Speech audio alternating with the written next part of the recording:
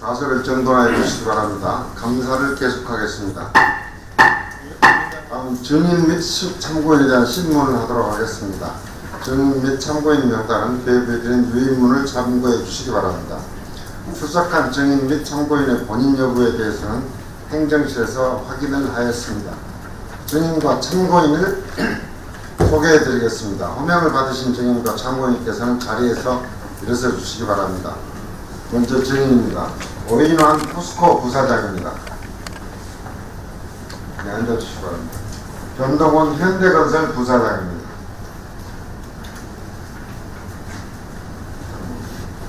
오늘 당초에는 증인으로 채택되지 않았습니다만 증인 신청위원회 양해하에 오늘 증인으로 채택되었던 김용환 원자력 안전위원회 위원장 대신에 표종배 원자력 안전위원회 사무처장이 대리 출석하기로 하여 증인으로 출석하였습니다.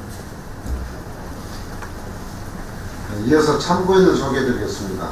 김후연 삼진공작 본부장입니다. 네, 그러면 증인 선서를 받도록 하겠습니다.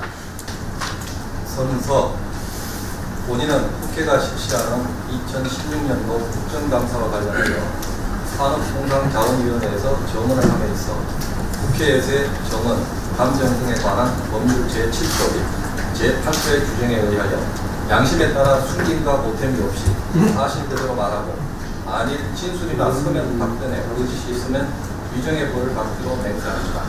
2016년 5월 27일 앉으십시오.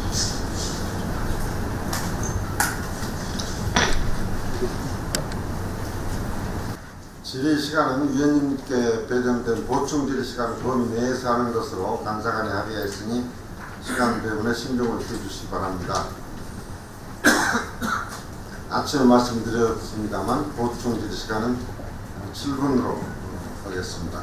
그리고 증인 신문 순서는 증인을 신청하신 위원님부터 먼저 오늘 국감 질의 순서에 따라 질의를 하시고 증인을 신청하지 않으신 위원님 가운데 질의를 원하시는 위원님이 계시면 추가로 질의하는 방식으로 진행하겠습니다. 그러면 먼저 김수민 위원님 신문해 주시기 바랍니다. 네, 국민의당 김수민입니다. 제가 질의를 하기 전에, 신문을 하기 전에 본 위원회 오전 질의에 관한 장관님의 답변 중에서 이제 장관님의 이해를 돕고자 한 말씀 드리겠습니다. 아까 말씀하셨던 전문가 대상 조사 않습니까? 일반 대중을 대상으로 하는 여론조사와는 다르게 전문가를 대상으로 조사하는 것은 30명 정도가 유효하다고 보통 판단을 하는데 이제 제가 했던 거는 전문가 응답 100명입니다. 충분히 가치가 있는 결과라고 판단을 해주시고 정책을 잘 활용해 주시길 바라고 특히 저소득층 지원 방안에 대한 전문가들의 응답을 잘 검토해 주시기 바랍니다. 네, 그렇게 하겠습니다.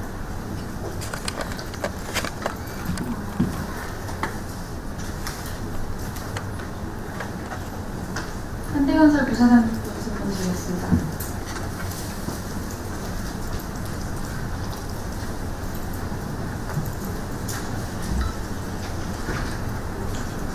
발언대로 나오시거나 아니면 자리에서 일어서서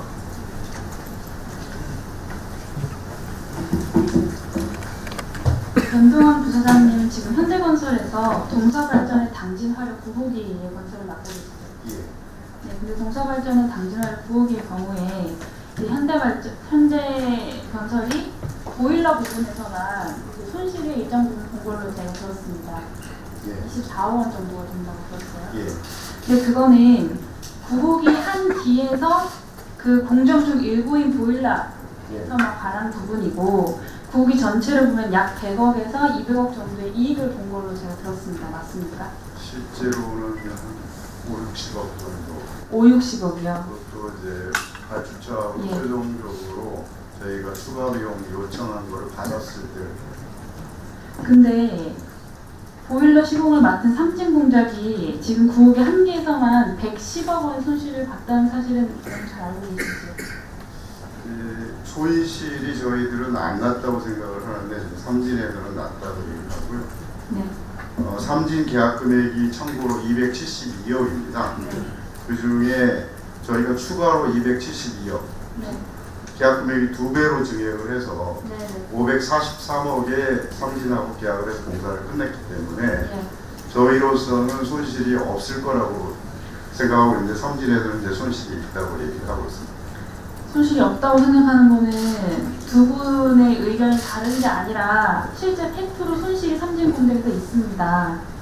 또 발전사가 중간에서 어차피 발전소가 맨 처음에 설계를 잘못했기 때문에 과소선정을 했기 때문에 이 일이 벌어난 거지만 발전사가 198억 원 추가로 내놓았죠. 근데도 중간에 현대건설이 그 최종 손실은 힘없는 중소 하청업체한테 미루고 중간에서 저는 100억이라고 들었는데 5, 60억에 해당하는 지금 이득을 중간에서 지금 가지고 계세요. 저희가 198억을 지금 받았는데 저희가 삼진에 준 돈은 271억을 추가로 더 줬거든요. 네. 근데 저희가 실제로 그 차익만큼 손실이 현대가 지고 있다고 생각하고 있습니다. 그러니까 현대도 당연히 지금 손실을 붙이고 있는데 이제 거기서 더 많은 비용을 지금 더 힘이 없는 하청업체가 지고 있다는 겁니다. 문제는. 그래서 지금 이 부분이 해결이 되지가 않고 있기 때문에 이제 여러 가지 방법이 있겠지만 중재로 가는 게 지금에서는 사실 제일 바람직한 방법 아닙니까? 근데 중재는 이제 저희하고만 해당되는 게 아니고 네. 또 저희가 발주처 동서발전하고 관련도 있기 때문에 발전사랑 원청사는 국가계약법으로 해결을 해야 되는 것이고요. 원청사랑 하도급, 삼진공작이랑 현대건설은 하도급법에 해당해서 공정위에서 해결을 봐야 되는 거 아닙니까? 일단은 저희로서는 양사가 이제 합의한 금액에 의해서 2016년 4월 21일에 양사가 최종 계약 변경 합의를 해서 543억에 최종 계약을 했습니다. 271억을 더 네. 추가를 해서 그럼에도 불구하고 삼진에서 이런 주장을 하고 있기 때문에 양사가 오늘 김 의원님의 그 추천을 받아들여서 다시 한번 삼진하고 별도 협의를 해보겠습니다. 중재에 가는 것이 이제 최종 좋은 것인지 양사가 네. 합의를 할 수 있는 사항인지는 추가로 검토를 해보겠습니다. 제가 다른 건 하나 말씀드릴게요. 남부발전이 발주한 3차 그린파워 1, 2호기에 현대건설이 많은 손실을 입었잖아요. 예. 그렇죠?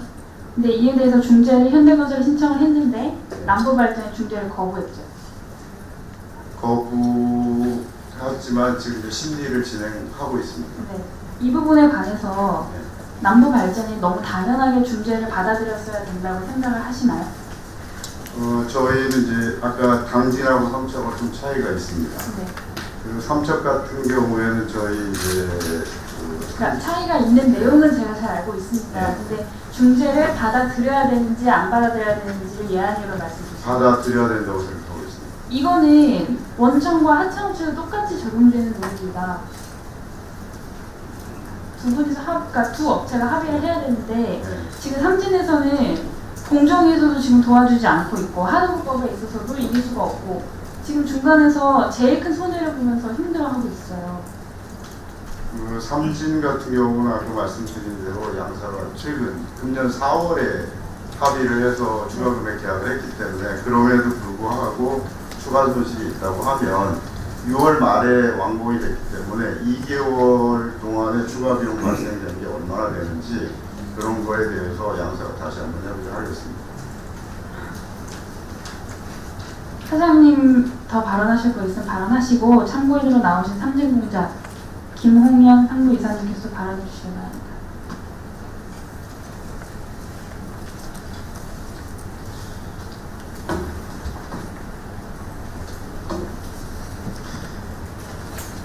먼저 저는 대한설비건설의 회사나 보일러 건설에 관한 협의회에 소속되어 있기도 하고요.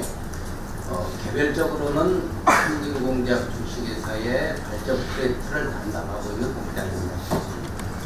제가 지금 간략하게 두 가지를 강조하고 싶은 것은요. 첫째, 이러한 모든 원인은 발주처의 말바꾸기에서 시작이 된 게 첫째 원인이고요. 두 번째 원인은 그 말 바꾸기에 대한 대처를 시공사에서 해줘야 되는데 하지도 못하고 결과적으로 하도 사로 일부를 떠넘겨서 우린 다 줬다 하는 여기서 문제가 발생하게 되었습니다. 이거는 당진만 문제가 아니고 해안화력, 영흥화력, 여수화력, 삼척 그린파워, 신보력 모든 1000메가짜리 삼척 그린파워는 500메가 두 개가 두 기로서 1000메가 그 발전 터빈을 돌리는 타입이어서 좀 특이합니다만은 모두가 1000메가짜리를 하는 데 있어 가지고 거의 대동소이한 문제점을 안고 있습니다. 그래서 발주처의 문제라는 것을 뭐로 지적을 할 수 있냐면 중재를 가겠다 해놓고 처음에 그러면서 일을 시켜놓고 끝나가고 나니까 중재를 가자. 안 된다. 소송으로 가라. 저희들 같은 업체는 삼지공작은 사실 국가기관 산업에 50년 동안을 일을 해왔는데 마냥 기다리는 그런 자본 여력들이 없습니다. 저희만이 아니고 모든 회사가. 그런데도 불구하고 시간 걸리는 소송으로 가자. 소송으로 갈 사유를 중재는 왜 못 간지 모르겠습니다. 그래서 하도급거래 공정화에 관한 법률에 부당특약 금지가 그 대통령령으로 되어 있는 걸로 알고 있습니다. 그런데 여기에는 설계 변경 재작업 추가 작업은 해주게 되어 있는데 전혀 반영을 하지 않았습니다. 발주처의 과시된 자재, 기자재 공급 지연, 오제작분으로 인한 공기 지연 이런 걸로 해서 저희들이 돌간 작업을 했는데도 여기에 대한 항목은 하나도 반영을 해주지 않았습니다. 동서 같은 경우는 어디 특정 업체 찍어서 죄송합니다만 198억을 해줬다. 이거는 물가 변동률하고 물량 늘어난 거 하고 그 다음에 영목 외 작업하고 이런 당연히 줘야 될 돈을 준 거지 자기들 과실로 인한 문제가 발생된 부분에 대한 돈은 전혀 반영하지 않았습니다. 문제는 반영을 하지 않는 이거에서 시공사와의 갈등이 시작이 됐고 시공사는 협력사들이 무슨 죄가 있습니까? 일 시켜놓고 일한 죄밖에 없지 않습니까? 그런데도 손실의 상당 부분을 떠안고 받은 돈보다 더 줬다 하는데 받은 돈보다 더 줬다 하더라도 저는 그렇게 생각하지 않습니다. 일을 시켜놓고 줄 돈을 제대로 안 줬는데 어떻게 해서 그게 더 줬다는 말 한마디로 종료가 될 수 있겠습니까? 자, 김홍현 장관님, 지금 그 말씀하신 요지에 대해 알고 있으니까요. 좀 더 간략히 간략히 말씀해 주세요. 위원장 간략히 정리를 하겠습니다. 그래서 저희들은 그렇습니다. 시공사에서 발주처에서 일부를 주고 일부는 받으면 준다 했는데 발주처에서 못 받으니 못 준다. 그럴 수도 있겠죠. 그래서 제가 이 자리에서 다시 한번 간곡히 청원을 드리고 싶은 것은 발주처가 자신들의 과실로 인한 부분은 다 인정을 하고 업체들이 살아갈 수 있는 방안을 좀 강구해 주셨으면 하는 게 제가 다시 한번 간곡히 부탁드리고 싶은 사항입니다. 저희들이 참 버티고 또 버티는 것도 오히려 업계가 진짜 어렵습니다. 다시 한번 세밀히 살피셔서 해결될 수 있도록 도와주시면 감사하게 생각하겠습니다. 감사합니다. 네. 아마 들어보니까 증인은 발주처로부터 받은 금액을 하도자에게 다 지급을 했다는 것이고 또 문제는 이제 발주처인데 또 그것이 단순히 이것뿐만이 아니라 여타 지금 1000메가와트급 발전 화력발전사들에게 공통적으로 생기는 문제라는데 우리 김수민 의원 정리할 기회를 좀 드리겠습니다. 지금 하도급 업체가 말씀했듯이 이것은 명백한 하도급법 위반입니다. 근데 이제 발전사에서는 국가계약법상 본인들이 물어줄 의무가 없다고 지금 나오고 있고 지금 이 발전소 5개사에서 최종적으로 제일 밑단에 있는 하도급 업체들이 거의 다 도산 위기에 처해 있습니다. 근데 지금 법상으로는 해결할 방법이 전혀 없기 때문에 이거는 정말 장관님께서 신경을 써주셔서 모두, 그러니까 발전사와 원청사 그리고 하청사가 모두 대한상사 중재원에 중재를 갈 수 있도록 한번 정말 신경을 써주셔야 될 부분이라고 생각을 합니다. 그리고 2014년도에 한수원이 협력업체 간담회 열지 않았습니까? 이때 정말 많은 것들이, 아주 좋은 내용들이 사실은 나왔습니다. 이거를 이렇게 좋은 건 사실은 발전소에 다 알려야 된다고 생각을 하거든요. 그래서 그 부분에 관해서 장관님의 의견을 한번 마지막으로 여쭤보고 싶습니다. 지금 여기서 또 벌써 그 양 당사자 간의 의견이 다른 것 같고요. 일단 또 발주처의 또 입장이 뭔지도 모르는 그런 상황 아니겠습니까? 그래서 그 사연 자체는 제가 들어봐도 좀 안타까운 사연인데, 그렇더라도 일은 그 사실관계를 철저히 규명하는 데서부터 시작되기 때문에 그 마침 아까 그 우리 증인께서 그 협의를 하실 테니까 협의하는 걸 지켜보고 이렇게 한다는 거고, 그 과정에서 아침에 얘기했듯이 그 관련법을 위반한다든가 이런 부분이 있으면 그런 부분들을 좀 관리 감독하는 선에서 해야 되지 않겠습니까? 그 사실관계부터 먼저 명확하게 규명이 돼요. 사실관계는 법으로 해결할 수 없습니다.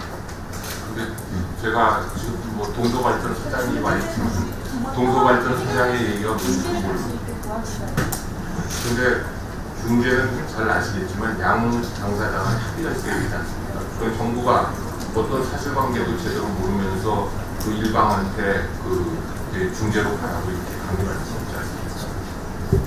그러니까 일단 사실관계부터 좀 정확하게 정리가 되고, 그런 다음에 의혹 소지라든가 부당한 소지가 있다든가 이런 부분이 있으면 거기에 따라 가지고 이제 관리 감독할 수 있는 조치가 되죠. 네, 김수민 의원님 수고하셨습니다. 아마 개별 하도급 관계를 일일이 우리 위원회에서 다루는 것은 좀 적절하지는 않다고 생각합니다. 근데 이제 지금 주인과 이 참고인 간의 이야기, 그리고 김수민 의원이 제기하신 내용은 여러 발전사들이 이게 좀 동일한 그 상황에 문제가 발생되고 있다는 점을 이야기를 했고, 그리고 그렇기 때문에 아마 이 부분에 대해서는 산업부 차원에서 실상을 한번 정확하게 파악해본 그런 하고 거기에 따른 어떤 대책을 검토할 필요가 있다고 생각합니다. 네, 그러면 다음은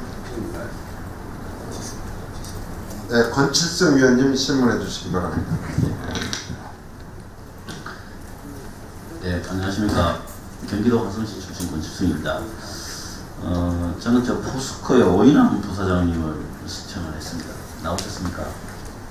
네, 질문을 좀 드리도록 하겠습니다. 최근에 이제 미국으로부터 반덤핑과 상계 그 관세율을 많이 지금 두들겨 맞으셨죠? 예, 그렇습니다. 예. 주로 냉면과 열연에 많이 집중되어 있던데요. 예. 맞습니까? 예.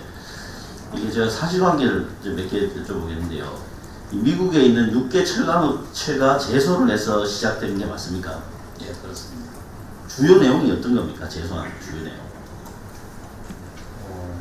AD나 CVD 공이 덤핑 수출이나 정부 보조금을 받았다는 그런 사실에 자기들은 기초를 해서 제소했습니다. 그럼 종류가 굉장히 많겠네요. 두 가지입니다. AD하고 CVD.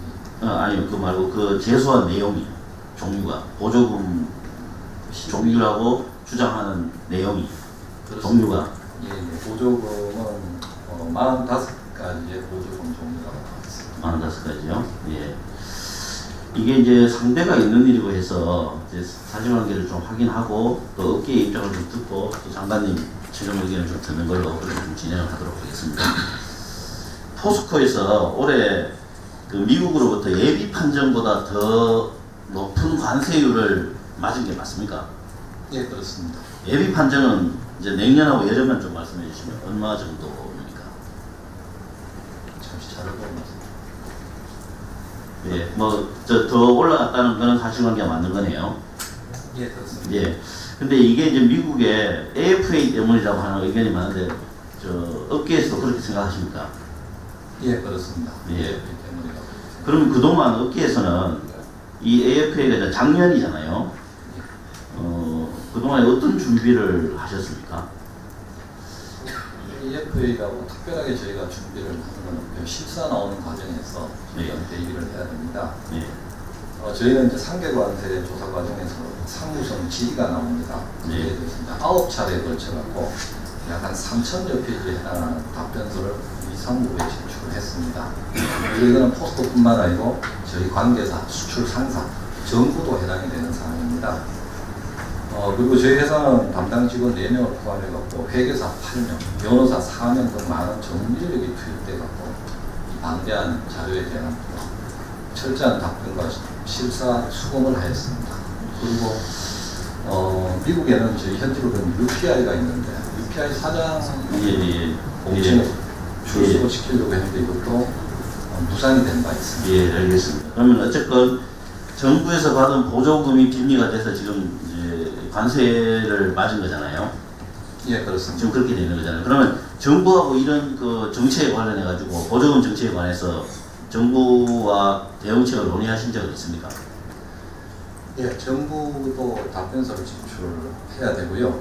이게 언제부터 하셨습니까? 작년 5월에 이게 개정이 됐으니까 예. 이게 한 1년 정도 지나면은 현실화될 수 있다는 걸 다 감지를 하셨을 텐데, 그러니까 미국으로부터 예비 판정을 받은 게 언젠가요? 그러면?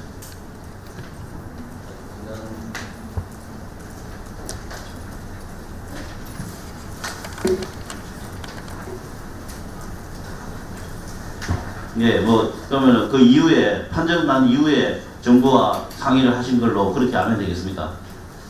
AFA 개정은 작년에 미국에 법이 바뀌어서 되었습니다. 예, 그렇습니다. 이게 특정한 사실을 놓고 AFA 적용을 하는 게 아니고 실사 예. 과정에서 네네. 자기들이 마음에 들지 않는 AFA 그렇습니다. 예. 하게 됩니다. 네네. 그러니까 이제 AFA라는 게 등장했을 때 그 예. 이후에 좀 위험을 감지하고 정부와 상의를 하신 적이 있냐는 거 제가 여쭤본 건데 그 전에는 지금 현재 특별히 없으신 거네요. 그 다음에 지금 이런 내용이 하나가 있습니다. 포스코가 한전으로부터 그 전기요금과 관련한 뭐 할인 혹은 보조금의 형태로 혜택을 받았고 그것도 이번에 저 상계관세를 만드는데 크게 작용을 했다 이렇게 되어 있는데 사실입니까? 사실과 좀 다릅니다. 이 고유 상계관세 구간은 전기요금 이슈하고는 무관합니다. 이 상무부가 최종 판정에서 한전의 전기요금 관련 보조금 혜택은 없다고 판단하였고 포스코는 한전으로부터 전기료 관련 혜택을 받은 사실이 없습니다.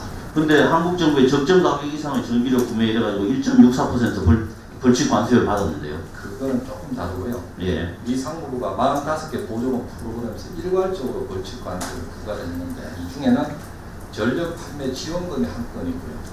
전력량 사용 차감 지원금이 8건이 있습니다. 예.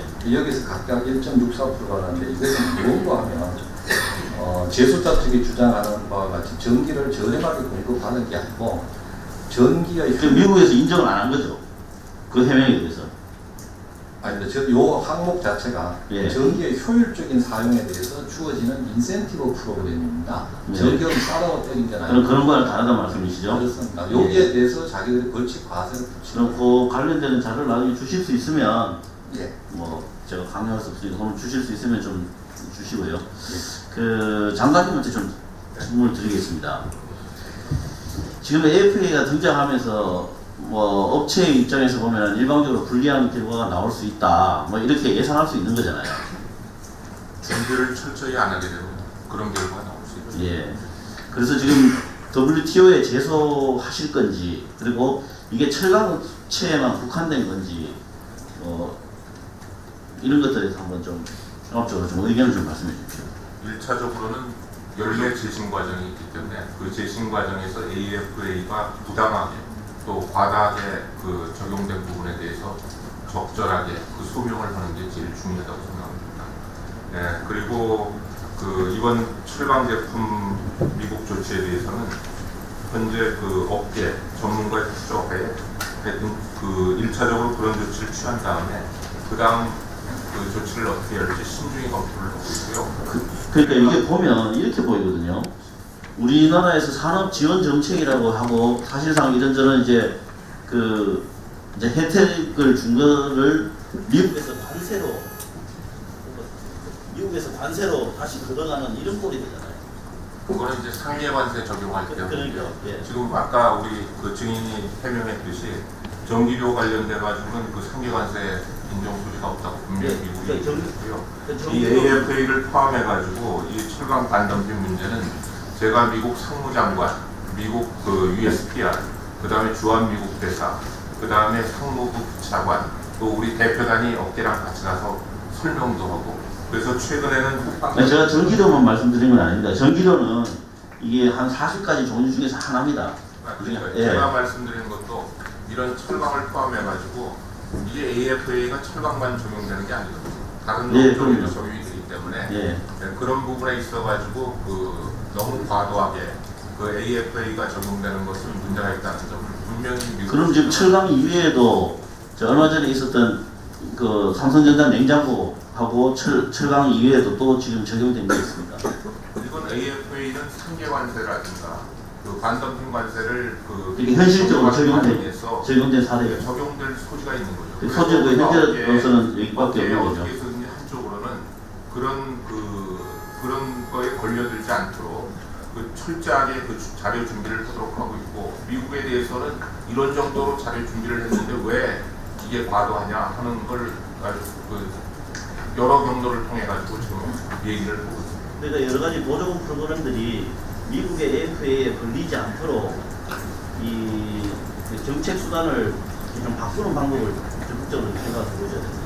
예, 어깨랑 같이 해가지고 저희가 강구할 수 있는 모든 방안을 다 그 조처를 하고 있고요. 근본적으로는 철강 글로벌 공급 과잉에서 생긴 문제이기 때문에 제가 말씀드렸듯이 30일 날 아마 우리가 철강 산업 구조조정 방안이 나옵니다.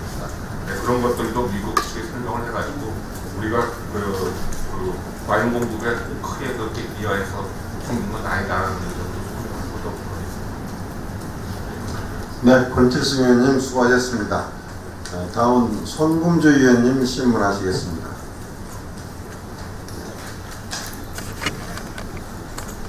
네, 수고하셨습니다. 우리 최종배 시장님 나오실까요? 원안위에서 나오셨죠? 예. 회장으로 언제 가셨나요? 6월 9일 날 임명됐습니다. 그러면 거의 잘 모르실 것 같은데 뭐 아는 대로 답변을 위원장님 드리도록 오셨어야 되는데 하겠습니다. 제가 오리코기 관세료와 관련해서 몇 가지 질의드리겠습니다. 슬라이드 띄워주세요. 그 원자력 안전 규제 지침에 보니까 원칙적으로 국내 평균 인구민들을 초과하지 않는 곳에 위치해야 한다 이렇게 규정하고, 다만 초과할 경우에는 그 원자력 발전소가 제한된 부지의 우수성을 입증해야 한다 이렇게 규정이 되어 있습니다. 그러니까 원칙이 인구밀도 초과하면 안 되고, 초과하는 경우에는 예외적으로 우수성을 입증하는 그런 구조가 규정이 되어 있어요. 그리고 우리 국내 평균 인구 밀도는 1제곱킬로당 500이고, 이거 굉장히 좀 500명이라고 하면 상당히 많은 건데, 저희가 그 신고리 오류코기와 관련된 심사보고서를 한번 살펴봤습니다. 보시는 것처럼 저희가 받은 심사보고서상으로는 그 붉은 밑줄 친 부분처럼 그 밀도에 대한 부분은 지워져 있더라고요. 평균 인구수가. 네. 네, 이 평균 인구 수치를 말씀해 주실 수 있나요? 죄송합니다. 위원님, 제가 그 부분에 대해서는 정확히 지금 저 심사부의 전체적인 취지는 평균 인구 밀도를 그 초과된다는 겁니다. 초과되지만 뭐 이러이러한 이유로 부적격 사유는 되지 않는다 이렇게 심사보고서 써져 있는데, 그 내용 알고 있어요? 아니, 증인이 전혀 모르시나요? 장관님 혹시 내용 아세요?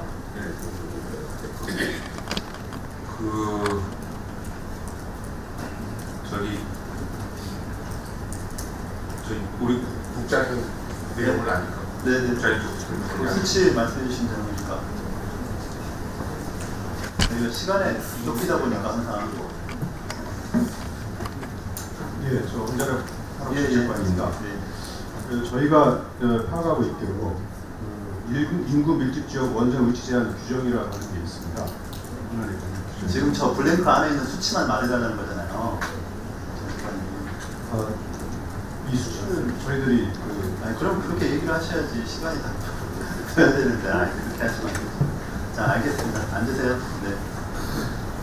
그래서 이 수치가 일단 초과된 걸로 돼 있기 때문에 실제 우수성이 어느 정도인지에 대한 특별한 검증이 필요했던 겁니다. 원래 원자력안전위원회에서는. 예. 근데 실제 기재된 내용을 보면 대도시가 부지로부터 충분히 먼 거리에 위치하고 있다. 상당히 정성적인 표현이죠. 충분히 먼 거리인지는 누가 판단할지 모르는 거잖아요. 그리고 해당 부지가 지질 환경 등의 입지 조건이 우수하여 부지 부적격 사유는 되지 않는 것으로 판단된다. 이렇게 얼렁뚱땅 중요한 판단, 심사보고서의 건설허가의 중요한 판단 기준을 이렇게 써놓는 보고서가 어디 있는지 저는 도저히, 제가 판사로 있었고 변호사로 여러 기관의 보고서를 봤지만 이 중요한 사안에 대해서 이렇게 모호하게 써서 우수성의 근거를 제시하는 것을 처음 봐요. 어떻게 이렇게 작성이 되는지 모르겠습니다. 아마 심사 보고서가 원안이라 올라오기 전에 전문기관인 원자력안전기술원에서는 아마 지금 의원님께서 말씀하신 그러한 구체적인 자료가 있을 걸로 판단이 됩니다. 그걸 근거로 해서 그렇게 결론을 내린 걸로 저는 그렇더라도 예. 그렇게 판단하는 데 대한 어느 정도의 기준, 논거를 네. 제시를 해야죠.